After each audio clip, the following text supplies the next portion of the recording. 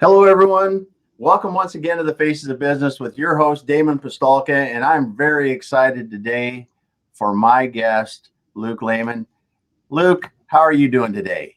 I'm great, Damon. It's great to be here. It's a sunny day in Eastern North Carolina. There we go. We actually have a blue sky day here in Seattle as well. It's going to be about 60 degrees and just awesome. So you got to love spring, man. You got to love spring. I was driving around yesterday and all here we're a bit behind you guys, obviously, but the cherry blossoms are out and everything is really looking pretty. So it's a wonderful time of year. That's awesome. Yeah. Yeah. Well, Luke, so on LinkedIn, it says you're an executive, investor, mentor, but, you and I talked before and what you are doing is you are helping by investing or buying some businesses once in a while and doing some other things. So it's going to be interesting for us to talk about that a little bit later here. So if there's business owners listening, they can, get some ideas from you of what you see from an investor or buyer's perspective when you look at these businesses, and also some of the things that you notice as you look at businesses a lot, because I'm sure you review a lot of businesses, so that'll be interesting. But before we get started on that, you've got an interesting background. I mean, when you look at the typical business person, they haven't put themselves in a fighter jet, and that's something you did for a while.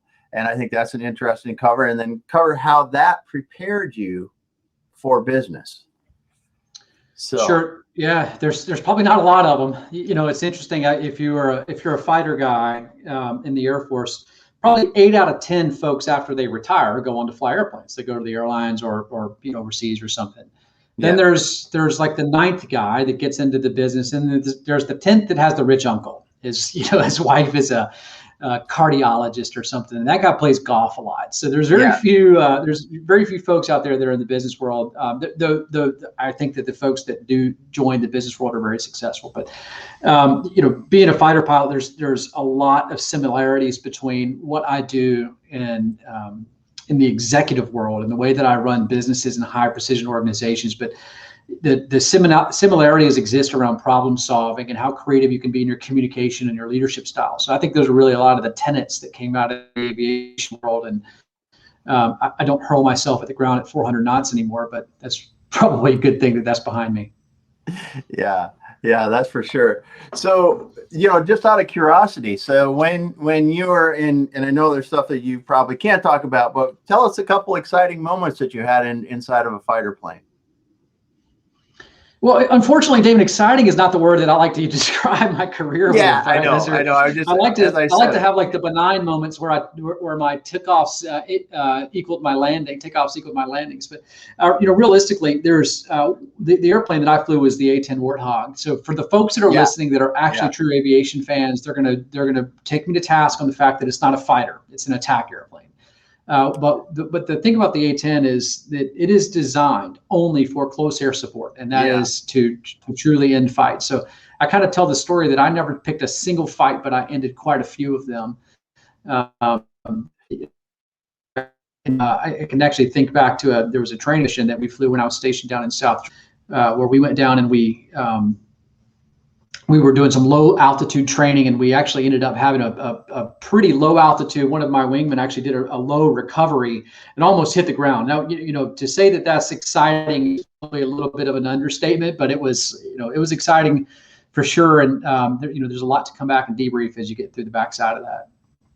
Yeah, the A-10 is a special plane for the people that don't know it. I mean, because it is made to come in and take care of business at a low altitude, and you plan on getting some bullets shot back at you, pretty much with that one, I believe. Well, that's right. Yeah, that thing's sitting in the titanium bucket. That's the whole premise of it, is that it's an armored airplane, and it's designed to take face shots full of low caliber weapons. So I absolutely, I'd say when I was flying the airplanes, it's fully safe. And frankly, from the generations that came before us that were firing in higher threat environments, I was a much different thing than we were doing in Afghanistan, 2010-ish.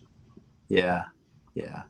Well, that's interesting. And I can imagine that as you transitioned out of the military, there was quite a learning or quite an adjustment to come from that to business. So what are some of the things that as you transitioned out of the military and you decided to go into business that were a bit more of a challenge than you had expected for the adjustment? Humility. We could probably take that on for size here. As you begin to run a small business, one of the things that I talk about a lot is in the Air Force, we had a lot of instantaneous stress. There was throwing yourself at the ground at 400 knots and then a recovery under a high G environment. There was long sorties. But the thing about business ownership is that the stress is pervasive and cumulative. And that was the thing that I really wasn't prepared for is what cumulative stress felt like. Fast forward a few years into my Air Force or into my civilian business ownership career, I actually recall sitting at a parking lot at a grocery store just ahead of Thanksgiving and felt my left arm begin to go numb. And I'm like, this is it.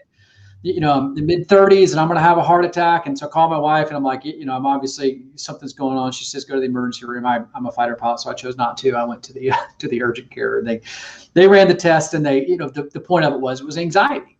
But I made it all the way to 36 years old after having flown jets in combat before I ever felt the physical manifestation of stress. And I really didn't know at that point what cumulative stress even felt like. Yeah.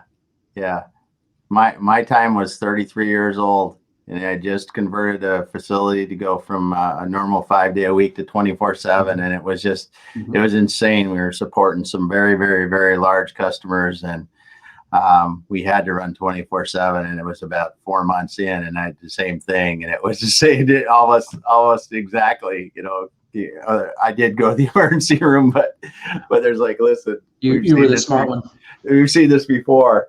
But you're right. It is cumulative stress. And one of the things that I often talk with clients and such is that our consulting clients and even our sales clients is like, business is stressful. It is stressful. And if you can't get away from that, it will kill you.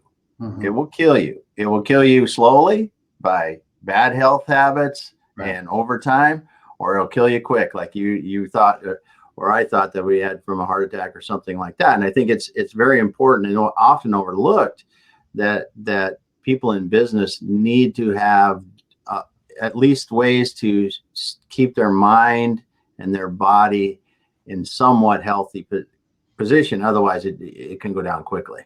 Yeah, and if it doesn't manifest itself in physical items, it's the drinking or it's the bad marriages. There's a lot of ways that you can ruin your life by misprioritizing. Yeah.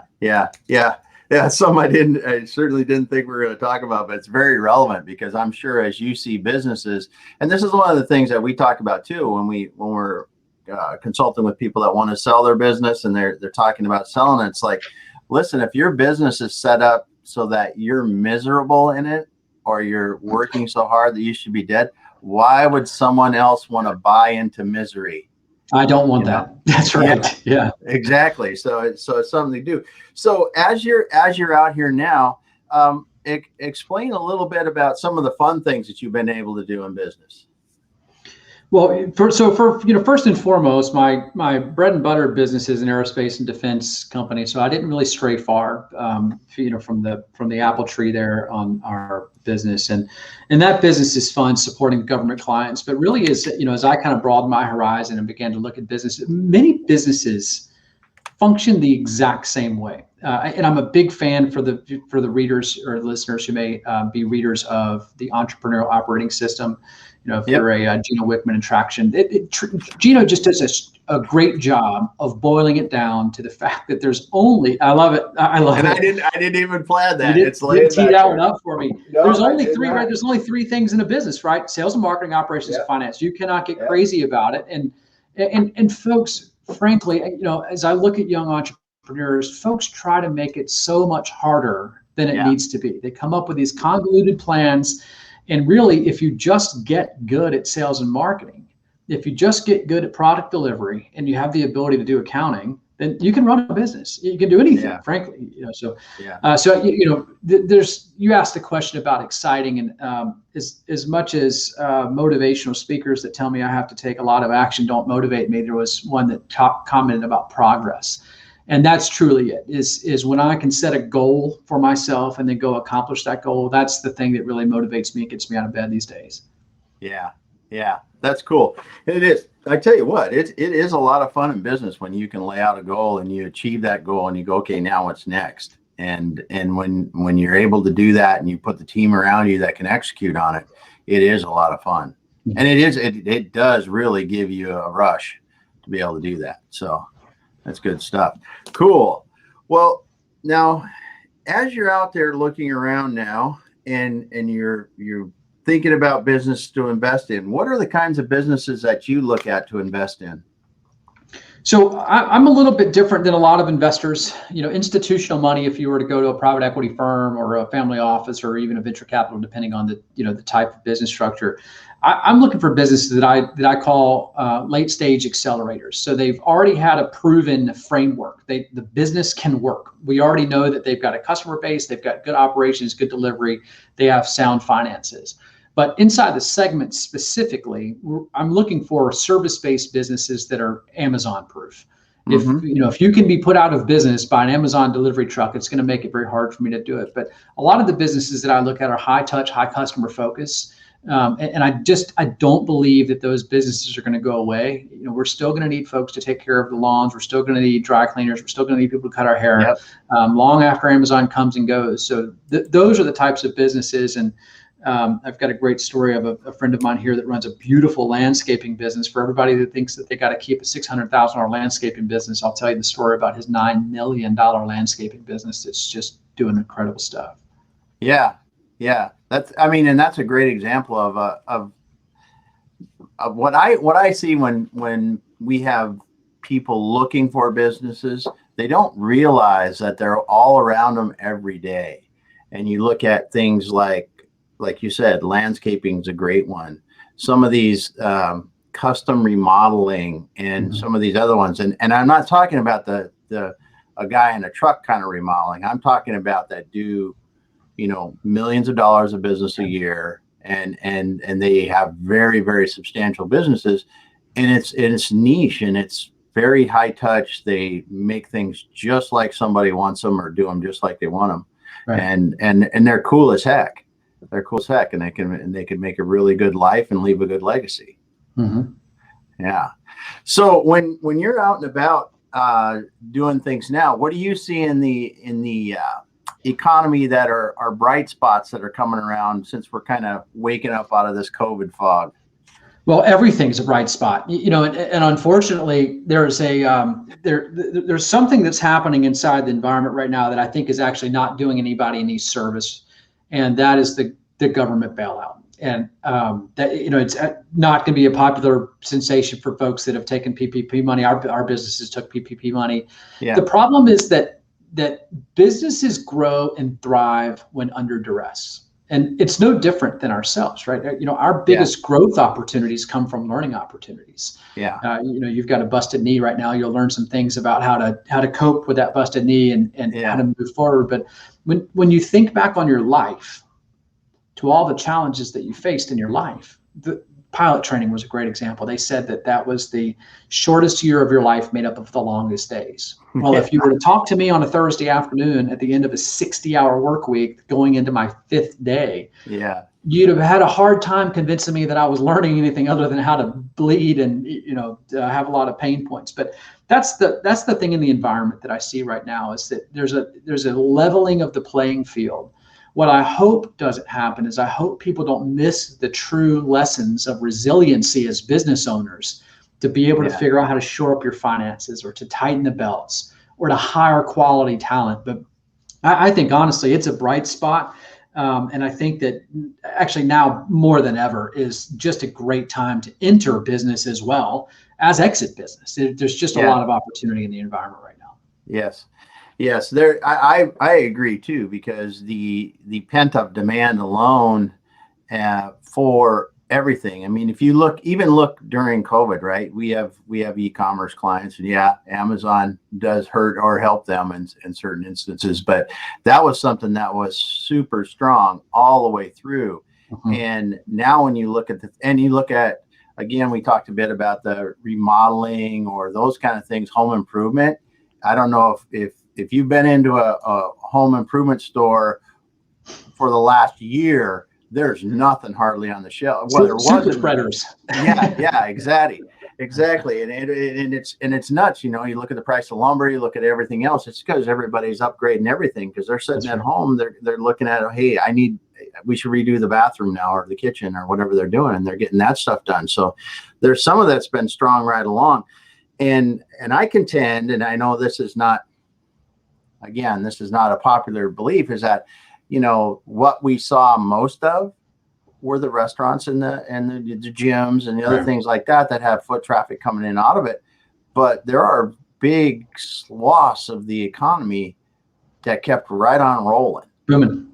Sure. And going right on. You know, I do a fair amount of work with manufacturing. Yeah, they had a hard time selling, but the ones that already had established customers, I can talk to 5 that had a hard time because they were looking for customers, and I can talk to 5 more that said they had to beat customers off because they had to turn them away because they were just too many. Well, manufacturing is a great sector, and you know there is that's a sector that I love right this second. Just because COVID hit and you slowed down for a year doesn't mean that the demand went away. This is the thing about COVID and this pandemic that, I mean, truly, like, you can email me and tell me if you're listening to this, did you have a contingency response plan for a pandemic? I did not, right? You know, I think we had one for a hurricane or a flood before we had a pandemic. But this is not real. And I know that's going to be really contrary to people. This was short. And when we look back on this in the life cycle of businesses, this is a very short span.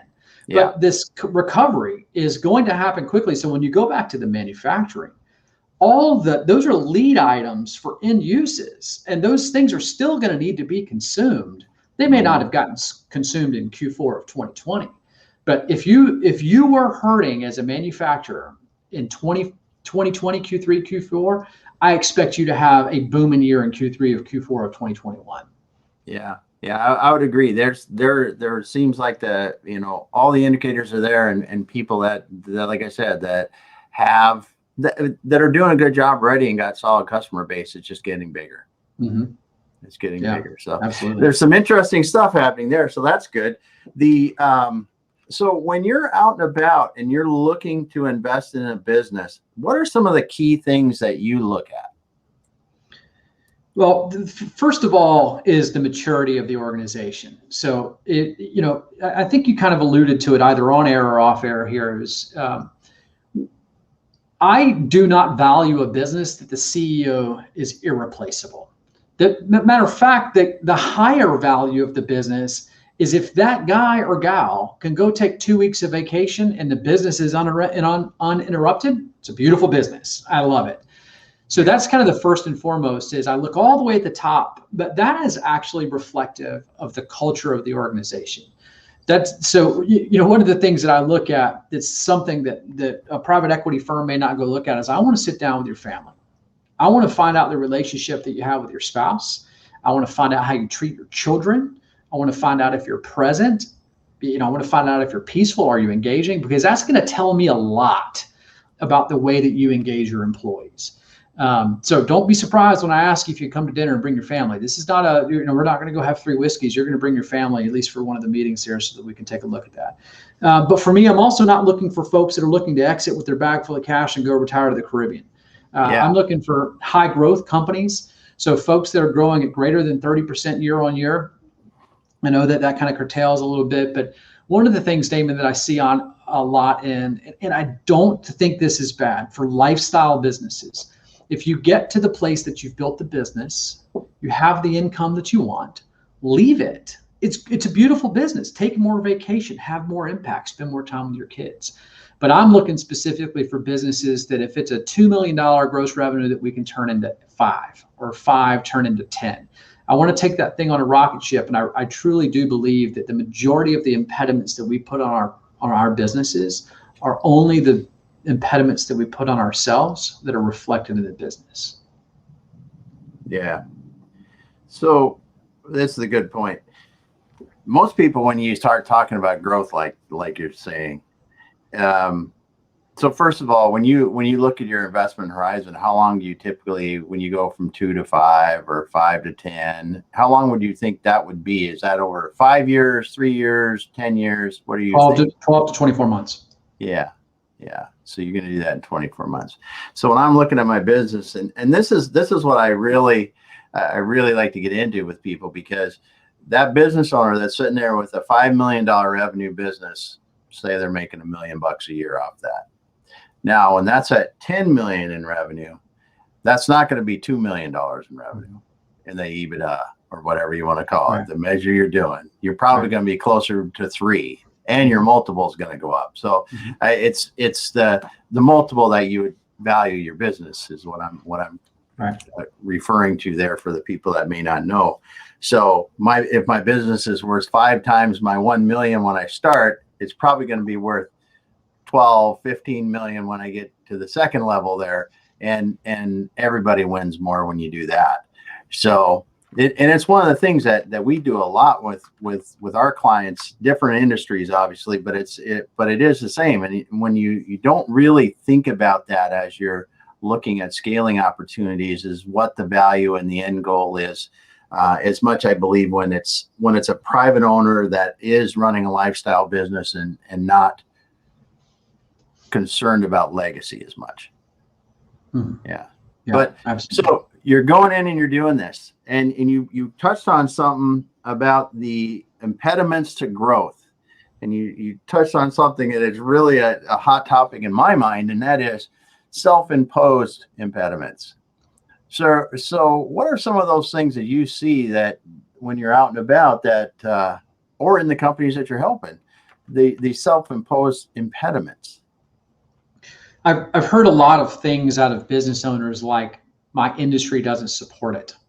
And that, if you're thinking about multiple locations or growth out of localities, or bottom line, if you're pushing 3, 4, 5%, and I say, I want you to do 10%, you go, my industry doesn't support it. There's a lot of misconceptions. And what I ask is just simply, how do you know that?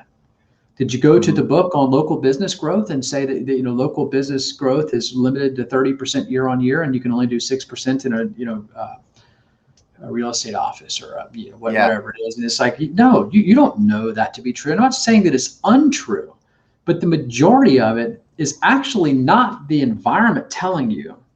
It's the belief that we have around it, and then the story that we're telling ourselves about the belief. And when you begin to pull those onions, the layers of the onion back, you go, that's just not true. So 2 things for people that are looking to exit their business. Number one is, if you believe that your business is limited in its growth potential, and I don't believe that your business is limited in its growth potential, you are going to get less money out of the transaction. That's it. Because if you can't, and that's what we'll kind of get into some challenges facing it. But if you can't see the growth plan and I can, then it's going to be my job to take that business on the growth trajectory, and I expect a higher return on my investment. Yeah. Yeah, that's a great point, because as we are helping our clients in the consulting and preparing their business for sale, one of the things that we do is we articulate, B, help them to start executing on the growth plan, and C, we make sure that growth plan is not all the way down the end of that growth plan, and what growth, we're on plan A, but we know what plan B is going to be. That's so important, Damon. And see, go ahead. Yeah. Sorry. Sorry to cut you off there. I couldn't agree with you more. That is absolutely so spot on. Is that I see these businesses, and people, when they recast their financials, that's one of my favorite. They took out all these owner compensations. It's like, well, I hear you that you took your owner's compensation out because you had your executive retreat, and for us, it's Wilmington, North Carolina, that your wife's Tahoe was on there. I hear you doing all those things. Yeah. But I also have to go pay the person that's going to come take your spot, right? So, Yeah. so when I look at these financials, like, okay, we were 3 million, 3.5 million, 4 million, 4.5 million, 5 million, but next year we're going to be $9 million. And it's like, I don't believe you. I don't believe you, because you've shown me that you can do 10% growth year on year. And now you're going to tell me that you're going to do 150% growth. Yeah. So show me why this year, and maybe it is, right? You had a windfall of contracts, you opened a new location. There's certainly some things, but I couldn't agree with you more. So show me, we're in, we're in year 6 of our 10-year plan. We've hit 78% of the markers along the way, and we have every reasonable expectation that we're going to hit on the remainder of 78% of the markers. Yeah. And you go, okay, so part of the telling of the story, and you got me on a tear here. Part of telling the story about your business is not what your business can do in the future. It's what you did in the past, and then what more resources are going to do to only accelerate when I put that fuel on the fire. What are those more resources going to do to make us grow together? Yeah, exactly. And that's one of the things that it's funny that you take off on that, like, because it's one of the things that, well, it's one of my sticking points, one of my emphasis points with people, and it drives me absolutely batty when I see somebody, and I just saw it last week. We had a potential client sent me 3 pages of potential things that's going to happen, potential things that are going to happen. How much have you paid for potential when it's not partially realized?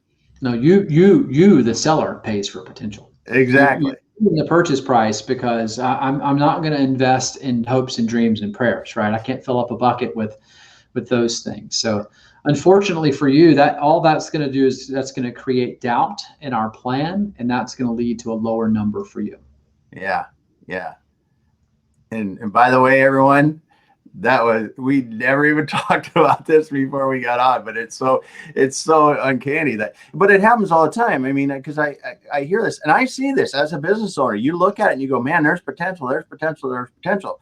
But when you look at your business in the way that a business buyer looks at it, if that potential is not laid down in a plan, set out in goals, and you're not marching towards them and making incremental progress that someone can go back and see that I said I was going to get to 100 and I've made it to 30 and I'm on my way to 40 now, just like I said, that's the only way that you can get someone to realize or believe that you are going to hit 100. Otherwise, just pulling it out and writing it down means nothing. I chuckle a little bit. I was in a forum the other day, and we were talking about strategic plans. And someone said, my group of mentors and CEOs don't believe in strategic plans. I'm like, what? So I had to do a little fact check, right? We talk about beliefs. It's like, because I believe that a strategic plan.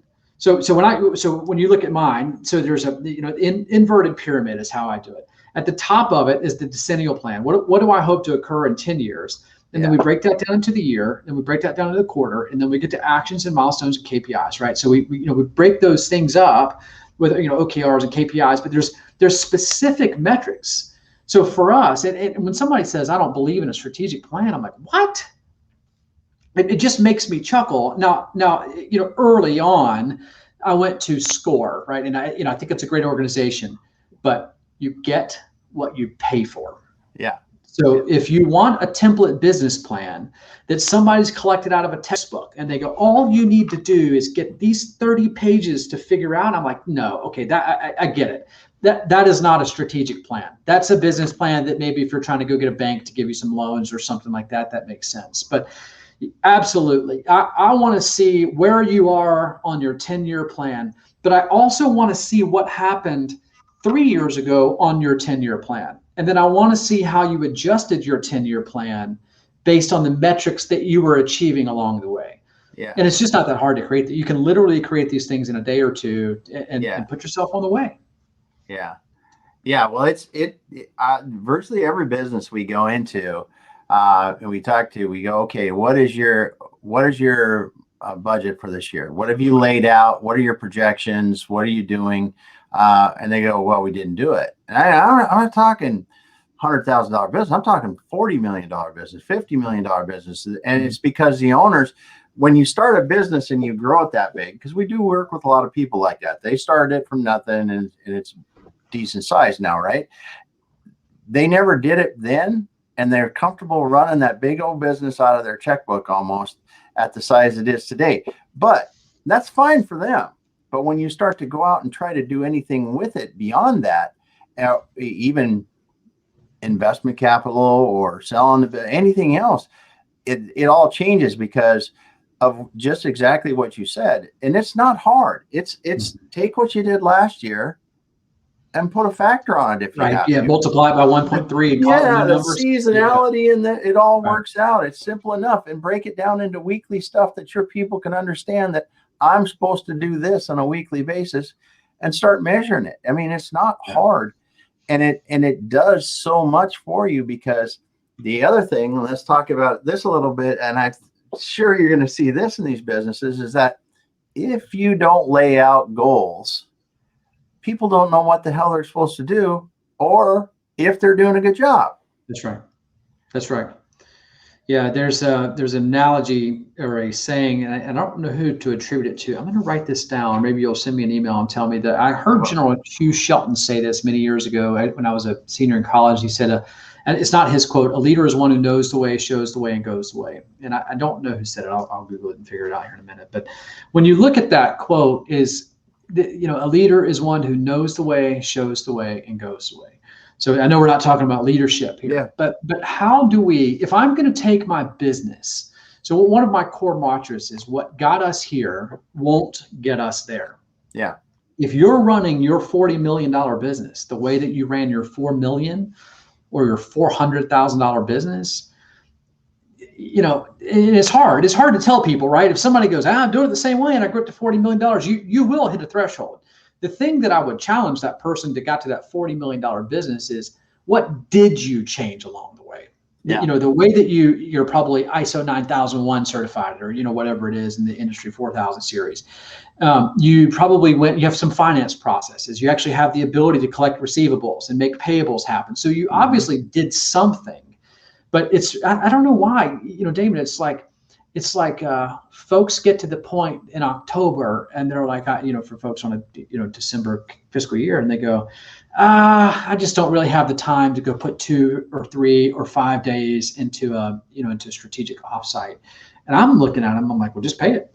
Just go to Damon and just have Damon come in your business and go look at a couple of managers and deliver it back to me. And then guess what? I've got a strategic plan. All of a sudden we can start marching forward. Well, it is interesting, because you're right. And it's something that you don't necessarily need to do, because a lot of it is number crunching. A lot of it is asking questions that an outside person can do for you. And then you can refine it. So that 2 to 5 days that you look at can really be a long afternoon or 2, and then another long afternoon or 2 to deliver it to your team and revise and do whatever else you need to do. And then you sit down in January with your team on your first weekly performance meeting or whatever you want to do on your second Monday of the month, and go, how did we do?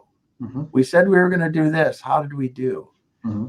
And the thing that is just eye-opening for me when I'm sitting in those meetings for the first time, and people look at that and they go, you look around the room and they might have 5 or 6 managers in that room. They all know if their department, whatever they're responsible for, did we do it or not? Because we've got a few numbers. We don't have 100 numbers we're looking at. We're looking at a handful of numbers. But my customer service person knows that, hey, we did this. My my operations person, the wherever it is, they know they did what they should do. If we've set this up right, we've set up the numbers. And then the beauty part about this whole thing is, you don't go to the end of the month and wonder, did we make the money or not that we should have? Did we grow like we should have? Well, every week, if we hit the sales goals, we hit the profitability goals, and we hit we deliver like we're supposed to the customer, whatever else you want to check on, those financials are going to turn out pretty damn close at the end of the month. Yeah, there's something I was taking notes as you were talking there. Accountability is something that I know we're not talking leadership in this discussion, so that's it. We won't get too far into it, but people thrive when held accountable, and they Yeah. love when leaders are accountable.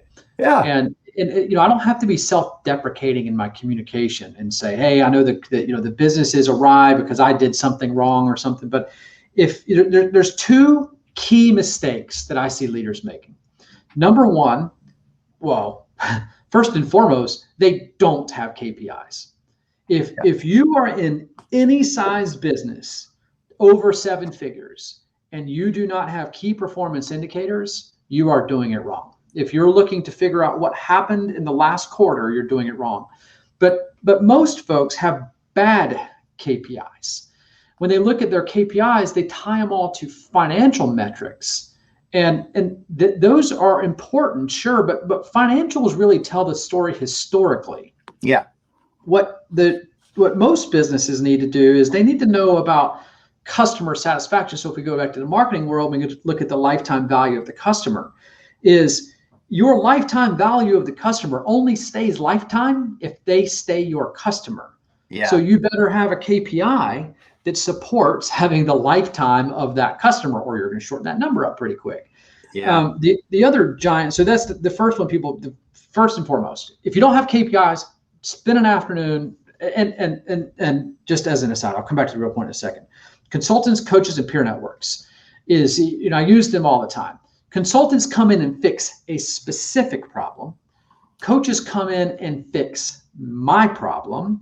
And then peer networks are the one that helps me to rise the tide and float all the boats, right? We don't have to have any losers in this thing. So consultants, coaches, and peer networks, I digress a little bit. KPIs, mistake number one. And then folks don't operate on the correct interval. Just because the IRS says that we have to report our taxes on a 1-year basis does not mean we have to run our businesses on a 1-year basis. We could run it on, we can measure it on a week or 2 weeks, but spoil the surprise. 12 weeks, 1 quarter, there's 4 of them in a year. I look at all the business components on 12-week cycles, because that's when I can put so go back to the aviation speak, that's when I can put the big rudder steer back in the business and go, hey, we actually have something that we need to refine and something that needs attention because it's not working correctly. Yeah. Yeah. You give it long enough so that you can test, you can see if it's going to work or not and get it. And then you make the changes. That's a great thing to think about. It's just how long do you do something before you start making changes? Because oftentimes you find business owners either they want to wait way too long, or they want to make it. They don't see a change. It's 2 hours. We haven't seen a change. We better change it again. And employees can't hang with that, right? If every week they come in and the boss has a new idea, and that won't work either. Yeah. Good stuff. Well, when you're in these businesses, and let's go back to this again. You talk about the owners and things, and we're going to bring up the C word, and that's culture. And when you start to look at these, what are some of the things that you see that are really good in these businesses when you see some of the culture? And what are some of the things that you see are just really detrimental that that the owners may not even see themselves? Well, first and foremost, I look at what's written.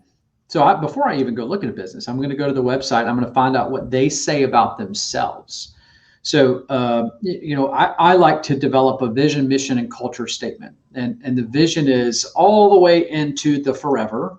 And I've actually done a lot of research on this, and I know a lot of people have differing opinions about how to write vision and mission and culture statements. Mm-hmm. Where are we going? Who do we serve? And how do we treat our people? Vision, mission, and culture. And I want to see what you say about your company.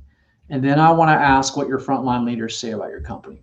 So how often do you check in with them and ask them what the culture of the company is? So for me, I value communication, initiative, and accountability. The cost of admission for me is integrity. If you can't have integrity, I don't have any business doing business with you. we can make 1,000 legal documents, but if I can't shake your hand and trust that you know, or that you're going to do what you say that you're going to do, we don't even need to try this thing. Yeah. But communication, initiative, and accountability, and then I want to see what's reflected in the organization. And I don't care what your words are, right? That, any number of words can work. They are a reflection of you. But like a good one that I love to see is charity. Well, when you say charity, if you are a company, not a C3, just a company that values charity, is that reflected in the way that you treat your employees? Writing a $10,000 check to a cancer society, which I absolutely encourage everyone do, writing a $10,000 check, if you value charity, is not the same as an extended leave policy for a mother on maternity leave that has needs some time with her children. It's not a couple of extra days off for here. So I see these complete breakdowns, these incongruences in environments where people are not, they're saying one thing and it's not actually reflected in the way that they lead their businesses. Mm-hmm. Yeah. Yeah, and you do see that, and you see that too when people say how they're part of the community, and you go, okay, show me how, and you see no community involvement. Mm-hmm. You don't see that they, give their employees paid time to go work at whatever Boys and Girls Club down, just take it, do whatever, fix up a park, whatever it is, and it's a great example of that, and how you're. Are you walking the walk or walking the talk? Excuse me. Yeah, walking the talk. There we go. One of the, and Damon will go just a little bit deeper here. One of the things that, one of the big breakdowns I see in CEOs is they say they value profit and wealth, or they don't. But here's what I generally see. When you say to a CEO, do you value wealth? Then they go, yeah, but it's not active anywhere in their life. When you go out to a dinner and they tip poorly, and it's like you're hoarding the money. Yeah. That's not what, when a consultant comes in, you're like, I'm not going to pay a consultant. I'm going to power through this thing myself. I'm going to hire an entry-level employee because it's going to save me money. No, that's not wealth. That's scarcity. Yeah. And that incongruency, and this is what, for me is what I look for in business, and I look for in myself. I can point to places where I've done it myself. Your business is only a reflection of you. So I say that I value my family, but if I work 50 hours a week, 60, 70 hours a week, that's not really congruent with my values of family. And then also how I also afford time for my members of my organizations to spend time with their family. Yeah. So there's some really big incongruencies that I see in organizations along the way. Yeah. Yeah. That's a great example too. It is, I mean, it's hard. I mean, it's hard to run a business, and I totally appreciate the difficulty in that. Having done it for many years and continue to do it in the different aspects, but it's not hard, or it's not easy, and it's don't want to lighten that in any way, shape, or form. It's just that the demands on businesses as you get larger get more, and your breadth of knowledge and the things that you need to be doing in those businesses. And I don't mean technical, because when you look at businesses, that's why people generally get into business, because they're technically good at something, and that doesn't prepare you at all to run a business. Yeah, I kind of chuckle again. I when you say it's hard to run a business, it's hard, and it's like, so this goes back to the identity and beliefs and stories. Why specifically, if I'm talking to a business owner, I'm going to say, I've got a great friend that's running a beautiful hospitality business downtown Raleigh. And it's, by all measures, it's hard. They suffered from a fire a couple of years ago. They got a lot of hard. But when I look at a business owner and I go, what specifically about your business is hard? And they go, managing people, employee retention. What specifically about employee retention is hard? And then when we begin to pull those layers back, is, it's the questions of 5 whys. By the way, nobody ever asks the question of why. If you want to alienate people, ask the question why. But what about this? How does this affect you? What does it mean for you if it does happen? What does it mean for you if it doesn't happen? It's like a little marriage counselor for business owners, right? Or a therapist for business owners. But, the story that we tell ourselves, and I will tell you that, I operated from this position of scarcity for many years, for the idea that business needed to be hard. And what that meant for me, the story that I was telling myself was that I needed to be always on and always responsible. And I prided myself, let's see if I can show it to you. Well, it won't, but emails, 42 emails on here. Let's see if it'll pop up there. I used to go to bed with 0 emails, like it was some badge of honor. And I would, it's like, who told you that 0 on your inbox? And I would wake up at 6 the next morning. It's like, what does that mean? So, when we come back to it, why don't you pick the story that serves you as a business owner?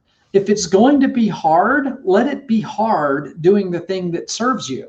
It doesn't need to be hard that your employees won't come to work. It needs to be hard that you teach, coach, mentor, recruit, and challenge employees to grow and enable you on your dream, right? So, it's just choose your hard. You pick what you want to do. It is. That's a great point. And I don't mean it is hard, like going to beat you down hard. I mean, hard, like in challenging that makes you better. That's what I think it is. And it is that, I honestly think that running businesses is simple. Right. In the whole scheme of things, it's simple. The hardest point, I believe, in running a business is just being the most challenging. I'll quit using the word hard. The most challenging thing is, am I working on the right things right now? Bingo.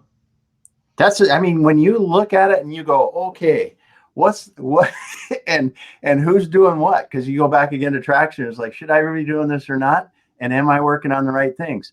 Mm-hmm. And you get those 2 things right, and everything else becomes a lot less difficult to get done. And I think it is. But interesting sidebar we're getting to. This thing could go on forever like this, because, man, I tell you, the when you talk about the beliefs and what people think, when you start to uncover or peel the layers back on the onion, like you said, there are really, it is inside of us that limits us in most of these things. Mm-hmm. And, it's someone was telling me about this the other day, and it's been long enough now, we almost have forgot about it. Starbucks went into an industry that everybody thought that you should pay a quarter or whatever the heck it was for a cup of coffee. And that was just a little side drink when you had a meal or something. And now look at it today, and it's coffee. It's coffee. It's coffee. And look at it now, and they just looked at it differently, and they put it together. And back then, someone would have said, "Well, you can't make any money in coffee. That's right. A quarter a cup, or whatever it is." And so as you were talking, some of my industry won't support it. Well, you don't know that because maybe you're not looking at it right. And it is interesting in that. So, oh man. Good stuff. We got to get a beer now, right? You got my brain going, and I'm like, okay, where do we go next? But let me ask you the question. So, what haven't I asked you that I should be asking you? Well, we got really deep into it, Damon. I love these conversations. When I think about business ownership, and I just want to kind of reflect back, and I don't have anything to add here. Right? We could go on all night. Business can be easy. Matter of fact, it should be easy. And when we look at it, we as business owners get so mired down in the day-to-day tasks. And I'll interrupt myself for 1 second. I'll give the listeners one thing. When I think about the tasks, I don't have my book here. I only aim to accomplish 3 things in one day. And the reason I know what 3 things are is because I'm intentional every morning that I do a sweep of all the things that need to be done. And I pick the 3 highest value activities. And those are the only things that I set out to do until those things are done. But the 3 questions that I ask myself: am I the only one that can do the task? If no, it doesn't mean that I'm not going to do it. just means that I know that it's not the highest value. The second question is, if I do this task, is it going to generate near-term revenue in the next 3 to 6 months? And then the third question I ask for myself is, if I do this task, is it going to add long-term strategic value to the company in the next 12 to 36 months? And if, as the business owner, you cannot answer one of those questions in a yes, you're probably doing the wrong thing. And I know that we all have to do things, right? There's a lot of value in taking the trash out, metaphorically and physically. But what I would just kind of encourage business owners, and what we didn't really get into, is how do you prepare yourself for the exit? I just want folks to think about one thing. You are going to exit your business. The analogy all the time, right? Whether it's feet first or you walk yourself out the front door, you are going to exit your business. The time to plan for exiting your business is today. I don't care whether or not you want to exit it. I'm actually looking at a business right now, a manufacturing business, and they are not ready for exit. 66 and 67 years old, the business. And it's like, you're too late. You can't affect the changes you needed to be 10 years ago. So no matter where you are in your business life cycle, prepare for the exit. And the exit can be very simply this: I've reached the portion of the business that gives me full sustainment. It gives me all the energy that I need. It provides me the finances that I want, and I want to work less in it. That's an exit. That is a way to exit your business. An exit does not have to mean a bag full of cash delivered to your Caribbean vacation home. So those are just a couple of closing thoughts. Lots of great. We could go on, Damon, all night, but I certainly appreciate the opportunity to talk with your listeners today. Yeah. And one thing to add on that, it's funny. It's funny you bring that up, and we do as we help people prepare for exits. And some of our clients are 10 years away, right? And we're helping them with their businesses. But one of the things that we often do that I'm sure you see a lot is we stress spreading out your investments, because we often see that 90% of someone's wealth is tied up in their business. And if you start that early and you say, listen, you made $1 million this year. Why are you just leaving it set in your business? Take $200,000 of that and go do something else with it. Put it in the market, put it in property, I don't care. Go buy cars that will appreciate. It doesn't matter, but take it out of the business and just keep doing that, and keep spreading out your investments, because if you do that over time, it gives you flexibility and gives you options. And just like, most people don't realize that if you start planning tax consequences, if you're going to walk away with a big pile of cash, tax consequences, if you start 5+ years ahead of time, you can save millions of dollars in taxes. Millions.